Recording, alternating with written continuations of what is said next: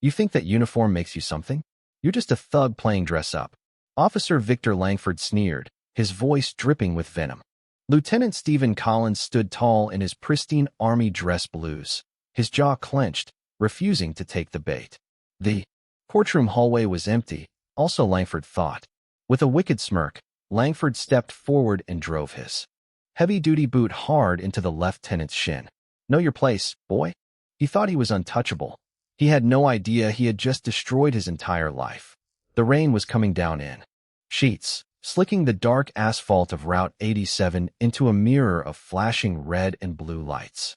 First Lieutenant Stephen Collins gripped the steering wheel of his Honda Accord, his knuckles tight, but his breathing controlled. At 28 years old, Stephen was a man built, clear as throat, by discipline. A graduate of West Point, he was currently stationed at Fort Liberty, North Carolina, serving as a logistics officer for the 82nd Airborne Division.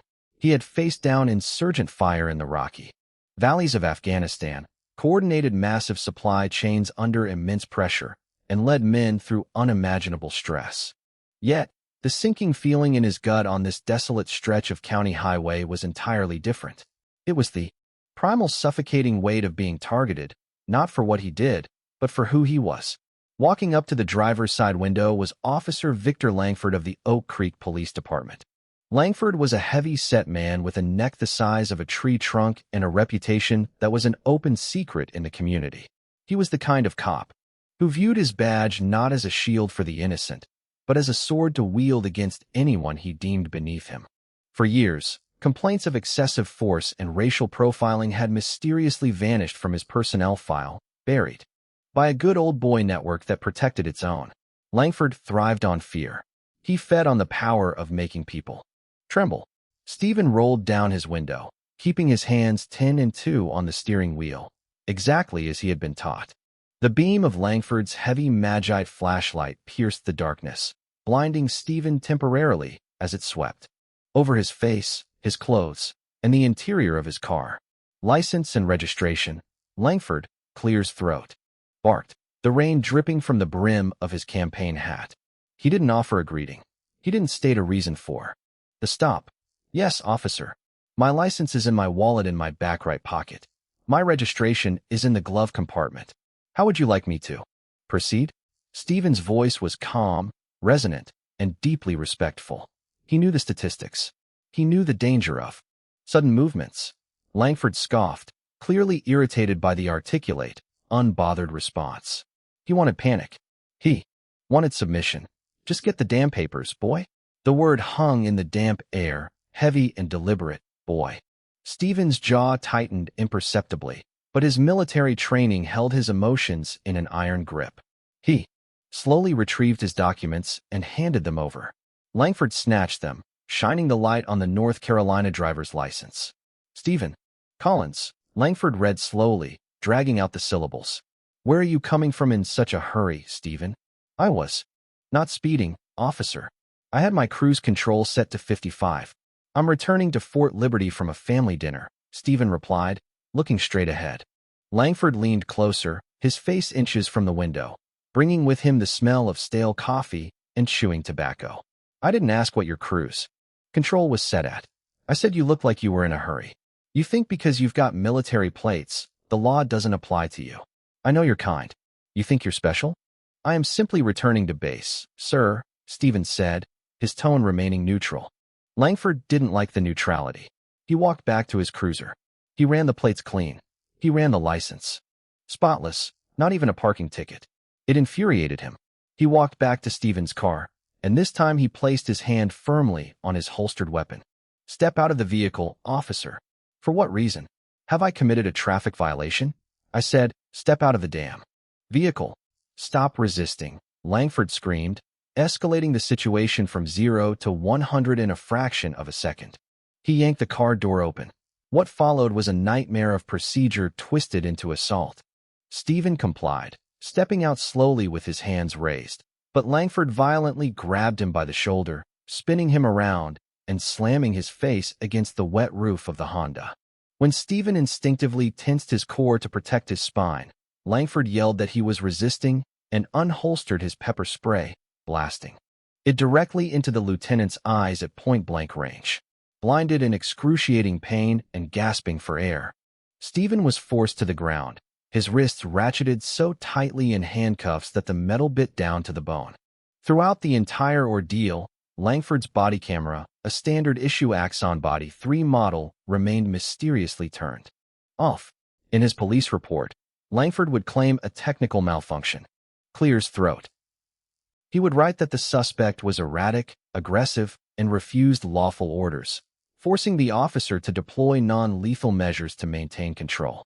It was a fabricated story, meticulously designed to ruin a decorated soldier's career. 3 months had passed since the rain-soaked arrest on Route 87. 3 months of internal military reviews, stressful nights, and the looming threat of a dishonorable discharge for conduct unbecoming an officer. Stephen had been charged with resisting a public officer, disorderly conduct, and assault on a law enforcement officer. The last charge added merely because Stephen's shoulder had supposedly brushed Langford's chest. During the takedown, the Oak Creek County Courthouse was a grand, imposing structure built in the 1920s featuring high-arched ceilings, polished mahogany benches, and an air of inescapable authority. Stephen sat at the defense table, a stark contrast to the criminal aesthetic the prosecution tried to paint him with. He wore his Army service uniform, the dark blue coat and trousers impeccable, the medals and ribbons on his chest a testament to his service valor, an unblemished record. He sat perfectly straight, his hands folded on the table before him.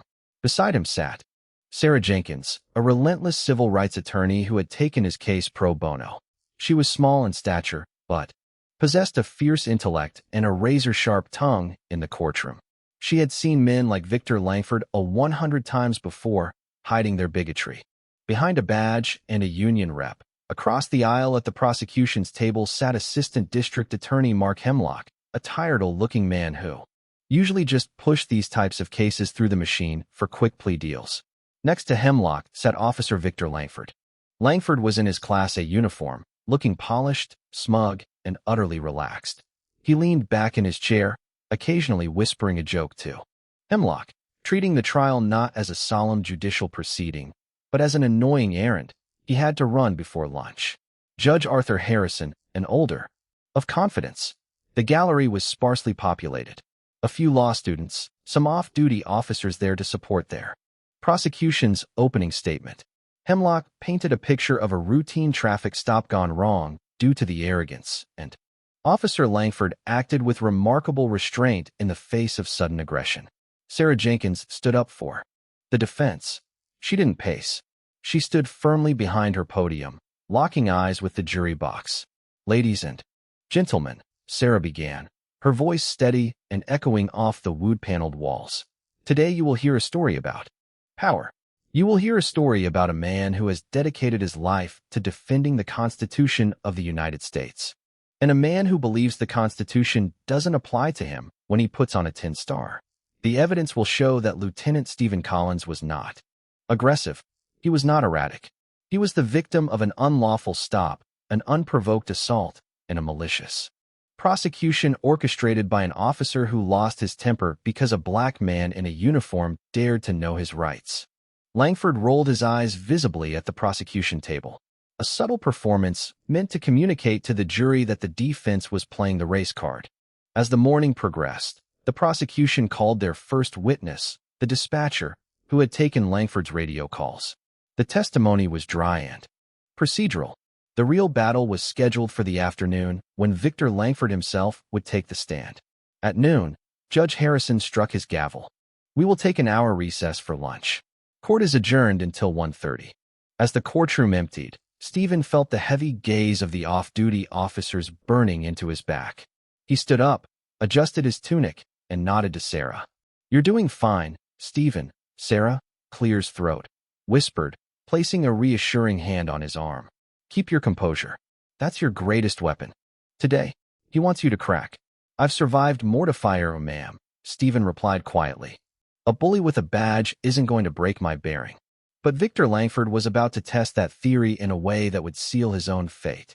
The East Wing hallway of the Oak Creek Courthouse was a quiet, dimly lit corridor that led to a set of secondary restrooms and an old fire exit. It was largely in use during typical proceedings, as the main lobby provided much better amenities. Stephen, seeking a moment of quiet reflection away from the glaring eyes of the public and the press, had chosen this secluded hallway to stretch his legs and splash cold water on his face. As he exited the restroom, wiping his hands on a paper towel, the heavy oak door to the corridor swung open. Officer Victor Langford stepped through, the heavy thud of his boots echoing on the marble floor. Langford let the door close behind him, shutting out the ambient noise of the courthouse. The two men were entirely alone. Langford paused, a predatory grin spreading across his wide face. He hooked his thumbs into his duty belt and sauntered toward the lieutenant.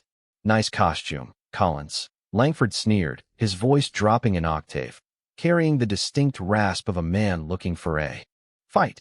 "You think wearing those little shiny ribbons is going to save you in there? The jury doesn't care about your little overseas camping trips. They see a thug." Stephen stopped, crushing the paper towel in his hand. He looked at Langford, his face a mask of absolute stoicism. He remembered his training. Do not engage the enemy on their terms. "Excuse me, officer.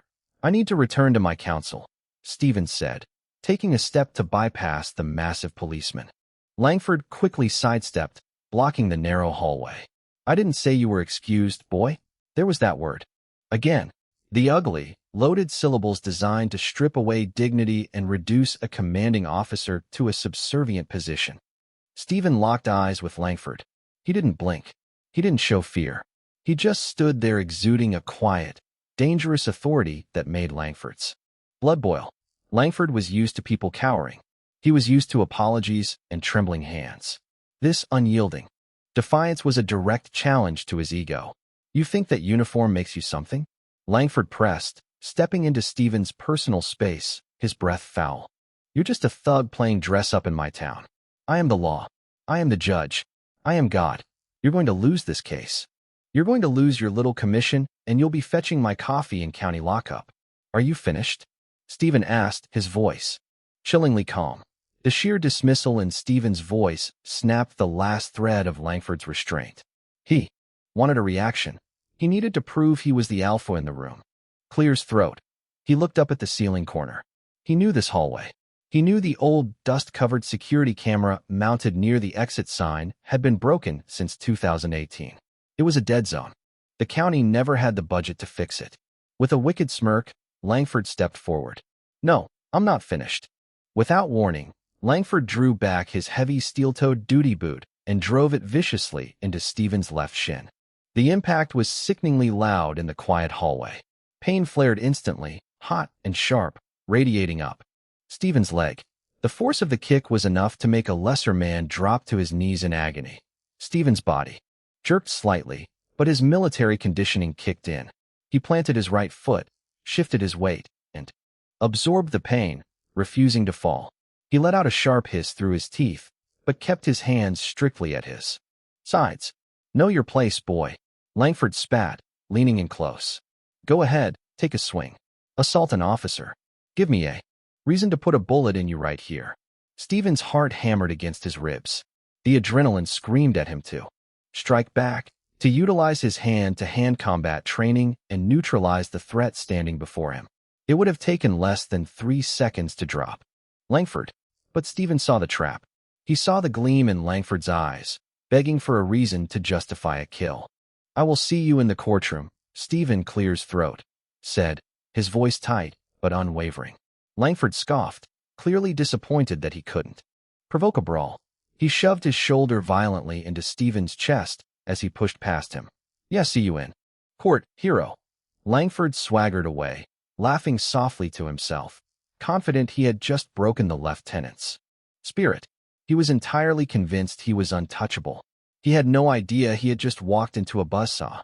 At exactly 1:30, Judge Harrison struck his gavel, bringing the afternoon session to order. Stephen sat at the defense table, hiding a slight limp. Underneath the crisp fabric of his trousers, a dark, ugly bruise was rapidly swelling on his shin, but his face remained impassive. He leaned over and whispered a few hurried sentences into Sarah Jenkins's ear. Sarah's eyes widened for a fraction of a second, a flash of pure, unadulterated legal predator entering her gaze. She nodded slowly, scribbled a note on her legal pad, and whispered, "Back. Are you absolutely sure?" "Yes," Stephen replied. "The prosecution calls." "Officer Victor Langford to the stand," Ada Hemlock announced. Langford took the stand, placing his hand on the Bible, and swearing to tell the truth, the whole truth, and nothing but the truth. He sat down, adjusting his microphone with the casual air of a talk show guest. Hemlock walked him through the night of the arrest. Langford performed beautifully. He spoke of his fear for his safety, how the defendant had lunged at him, and how he had been forced to use pepper spray to subdue a highly dangerous individual. The jury listened intently, some nodding along with the officer's well-rehearsed narrative. "Nothing further, Your Honor," Hemlock said, taking his seat. "Cross-examination, Miss Jenkins," Judge Harrison asked. Enough to make Langford shift slightly in his seat. "Correct, ma'am. Highly combative. And you consider yourself a professional, a man who adheres to the rules of conduct." "I pride myself on my restraint," Langford lied, offering a humble smile to the jury. Sarah paced slowly. "Officer, would you say you have a personal vendetta against my client?" "Objection, relevance," Hemlock called out. "Overruled," Judge Harrison said. "I'll allow it. Where are you going with this, counselor?" "I have no vendetta," Langford said smoothly. "I'm just doing my job. You don't harbor any racial bias toward my client. You don't resent him for his military rank." "No, ma'am. I respect the military." Sarah stopped pacing. She looked directly at Langford. "Officer Langford, have you had any interaction with Lieutenant Collins today?" Outside of this immediate courtroom, Langford's heart skipped a single beat, but his face remained a mask of calm. He remembered the broken camera. He remembered the empty hallway. It was his word against the defendants, and the jury would always believe the cop. "No, I have not," Langford said, his voice firm.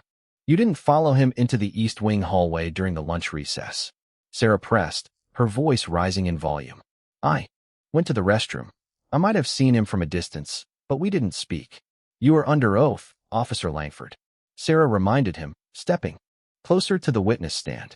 "I will ask you one more time. Did you approach Lieutenant Collins in the East Wing hallway? Did you use racial slurs? And did you physically assault him by kicking him in the leg in an attempt to provoke a physical altercation?" The courtroom erupted into a low murmur. Hemlock shot to his feet. "Objection, Your clears throat, Honor. The defense is making wild, baseless accusations to badger the witness." "Your Honor," Langford spoke up, playing the victim perfectly. "I am appalled by this. I would never do such a thing. The defendant is obviously making up lies to save his own skin. I did not touch him." Judge Harrison frowned deeply at Sarah. "Miss Jenkins, unless you have something to back up this highly inflammatory line of questioning, I am going to hold you in contempt." Sarah Jenkins smiled. It was a terrifying smile.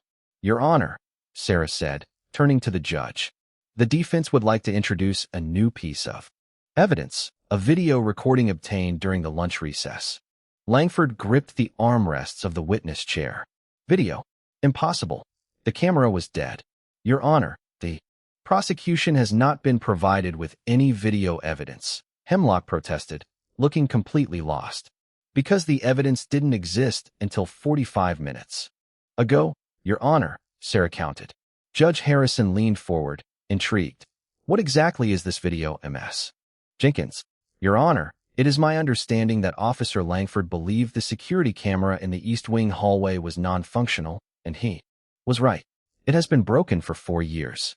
Sarah paused, letting the tension build until the air in the room felt thick enough to cut with a knife. However, Officer Langford is apparently unaware that this courtroom is scheduled to host the federal trial of the Jimenez cartel next week. Langford's blood ran ice cold. "Over the weekend," Sarah continued, her voice ringing with triumphant clarity, "the United States Marshal Service did a full security overhaul of this building. They installed brand new covert 4K high-definition dome cameras with parabolic microphones in every single hallway of this courthouse, including the East Wing. I have the footage queued up on a flash drive, courtesy of the head of courthouse security, who was monitoring the live feed during the recess." Langford's smug facade shattered into a million pieces. The color drained completely from his face, leaving him a sickening shade of gray. "Bailiff, set up the monitor," Judge Harrison ordered, his voice suddenly grave. He looked at Langford, noticing the officer's sudden pallor and the visible trembling of his hands. The courtroom was dead silent. You could hear a pin drop as the bailiff wheeled in a large flat-screen television and plugged in the USB drive. Sarah handed him. Stephen sat perfectly still, his eyes locked on the black screen, waiting for the truth to be brought into the light. Sarah pressed play. The screen flickered to life, displaying a crystal-clear high-definition, full-color view of the East Wing hallway. The quality was staggering. Nothing like the grainy black and white footage of old security systems. On the screen, Stephen was seen exiting the restroom. Seconds later, the heavy oak door swung open and Officer Victor Langford entered. Then came the audio. The parabolic microphones caught everything. "Nice costume, Collins." The courtroom echoed with Langford's recorded voice dripping with malice. "The jury doesn't care about your little overseas camping trips. They see a thug." A collective gasp swept through the gallery. The law students sitting in the back covered their mouths in shock. "Otta." Hemlock dropped his pen. It clattered loudly against the wooden table. The video continued. The jury watched as Stephen remained perfectly calm, attempting to politely disengage. They watched as Langford blocked his path. "I didn't say you were excused, boy. You think that uniform makes you something? You're just a thug playing dress-up in my town. I am the law. I am the judge. I am God." Judge Harrison's face turned a deep, furious shade of red. The disrespect for his courtroom, the blatant racism, the sheer arrogance of a sworn officer claiming to be God in a hall of justice. It was a desecration of everything the judge held sacred. Then came the climax. The camera captured the exact moment Langford pulled his leg back and launched a vicious full-force kick directly into Stephen's shin. The sharp crack of the boot hitting bone was picked up by the sensitive microphones. The jury flinched. Several jurors glared with open disgust at Langford, who was now sweating profusely, his eyes darting toward the exits as if calculating a way to run. The video showed Stephen absorbing the blow, displaying superhuman discipline, refusing to strike back despite the goading. "Know your place, boy. Go ahead, take a swing. Assault an officer. Give me a reason to put a bullet in you right here." Sarah paused the video on the frame of Langford, laughing as he walked away. She turned the television off. The silence that followed was heavy, suffocating, and absolute. Sarah walked back to the podium. She looked at Langford, then at the jury, and finally at the judge. "Your Honor, the defense rests." A DA Hemlock stood up slowly. He looked at Langford with a mixture of betrayal and utter revulsion. He looked at the jury. He looked at Judge Harrison. "Your Honor," Hemlock said, his voice shaking slightly. The state moves to immediately dismiss all charges against Lieutenant Stephen Collins with prejudice. Furthermore, the state formally requests to withdraw Officer Victor Langford as a witness in this and all pending cases." Judge Harrison didn't hesitate. He slammed his gavel down with a force that sounded like a gunshot. "Case dismissed with prejudice." The judge roared, his voice trembling with righteous fury. He turned his blazing eyes upon Victor Langford. "Officer Langford, in my 30 years on the bench, I have rarely witnessed such a sickening display of abuse of power, perjury, and blatant civil rights violations. You are a disgrace to that uniform. You are a disgrace to this county." Langford opened his mouth, stammering, trying to find words, trying to find a lie that would save him. Your Honor, it's taken out of context. I can explain." "Shut your mouth," Judge Harrison thundered. "You just committed felony perjury in my courtroom. You assaulted a commissioned officer of the United States Armed Forces, and you did it on camera." The judge looked over to the heavily armed sheriff's deputies standing by the doors. "Bailiffs, take this man into custody immediately." The swiftness of karma was breathtaking. 2 massive sheriff's deputies descended upon the witness stand. They didn't ask Langford to step down. They grabbed him by the arms, hauled him to his feet, and threw him violently against the oak paneling of the judge's bench. "Victor Langford, you are under arrest for perjury, assault on a protected person, and contempt of court," one of the deputies barked, pulling Langford's arms behind his back. "Get your hands off me. I'm a cop. I have union representation. Langford screamed, his voice cracking in sheer panic. The illusion of his power was shattering in real time. Not anymore. You're not, the deputy replied coldly, ratcheting the heavy steel handcuffs around Langford's wrists. They were the exact same tight, painful cuffs Langford had used to torture Stephen 3 months prior. The poetic justice hung heavy in the air. As they dragged Langford through the courtroom, he locked eyes with Stephen. Stephen didn't gloat. He didn't smile. He merely stood up, adjusted his immaculate uniform, and looked at the broken man with pity. Langford was dragged out the doors, his screams echoing down the hall until they faded away. The aftermath was a Category 5 hurricane that obliterated Victor Langford's life. Within 24 hours, the footage of the courtroom assault was leaked to the local press and subsequently to national news networks. The public outcry was deafening. The Oak Creek Police Department, desperate to save itself from the PR nightmare, fired Langford immediately, completely bypassing union red tape. But state charges were the least of his worries. The video evidence of him attempting to provoke an assault to justify deadly force caught the attention of the Department of Justice. The FBI launched a full-scale investigation into Langford under Title 18 U.S.C. Section 242, deprivation of rights under color of law. When federal agents raided Langford's home and seized his computers and old case files, they found a treasure trove of corruption, planted evidence, fabricated reports, and racist text messages sent to other officers. The blue wall of silence crumbled instantly. His former friends on the force, desperate to avoid federal prison themselves, turned state's evidence and testified against him. His wife, utterly humiliated by the national scandal and the revelation of his character, filed for divorce, taking full custody of their children and the house. Because he was fired for felony misconduct, his pension, the golden parachute he had counted on for retirement, was entirely revoked. He was left financially ruined, morally bankrupt, and entirely alone. 9 months later, Victor Langford stood in a federal courtroom. He wasn't wearing a crisp police uniform. He was wearing an oversized bright orange jumpsuit, his hands shackled to a waist chain. He looked 20 years older. The arrogance was gone, replaced by a hollow, terrified stare. The federal judge sentenced him to 12 years in a maximum security federal penitentiary without the possibility of early parole. As the marshals led him away to begin his sentence, Langford realized the ultimate terrifying truth of his new reality. He was a disgraced racist former cop heading into a prison system filled with men, some of whom he had personally put there through lies and deceit.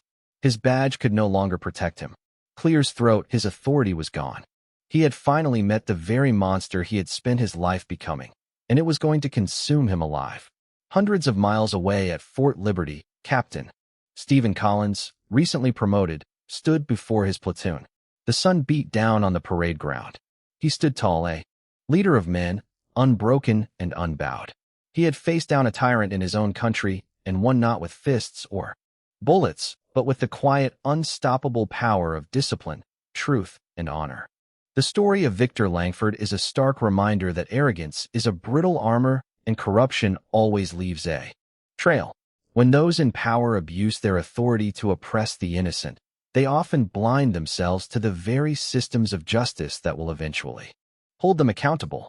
Lieutenant Stephen Collins proved that true strength isn't found in violence, but in unwavering discipline, dignity, and the courage to let the truth speak for itself. Karma, when it finally arrives, rarely misses its mark. If you were deeply moved by this story of justice, resilience, and the ultimate downfall of a corrupt bully, please hit that like button to help this video reach more people. Share this story with your friends and family to spread the message that no one is above the law. And don't forget to subscribe to the channel and ring the bell so you never miss another incredible true-to-life story. Let us know your thoughts in the comments below.